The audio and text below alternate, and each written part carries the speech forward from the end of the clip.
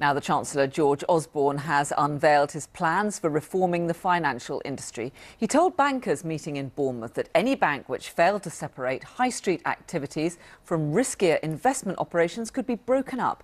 Mr Osborne laid out 4 key points in a strategy to protect the taxpayer. 2013 is the year when we reset our banking system. So the banks work for their customers and not the other way around. So that those who guard over the banks to keep our economy safe are the right people with the right weapons to do the job.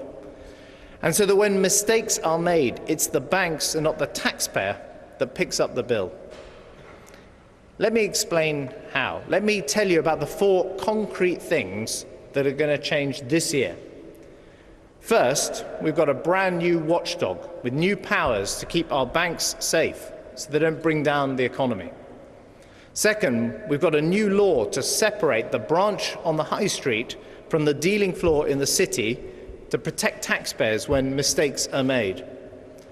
Third, we're going to start with the industry, changing the whole culture and ethics of the business so that it works for you. And fourth, we're going to give customers the most powerful weapon of all, choice. Real choice about who you bank with. The choice to change who you bank with if you want a better deal. Well, that was George Osborne, and we can talk now to Alistair Heath, who's the editor of the daily business newspaper City AM. Thanks very much indeed for talking to us. We heard George Osborne there, and we were hearing a little bit earlier from Anthony Brown of the Banking Association saying that bankers would be very unhappy about this because this threat of being broken up would make it more difficult for them to provide the investment that the economy needs. Do you think they've got a justifiable complaint there?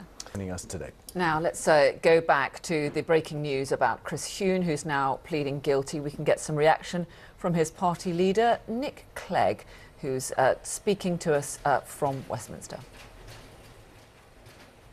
for the next half hour.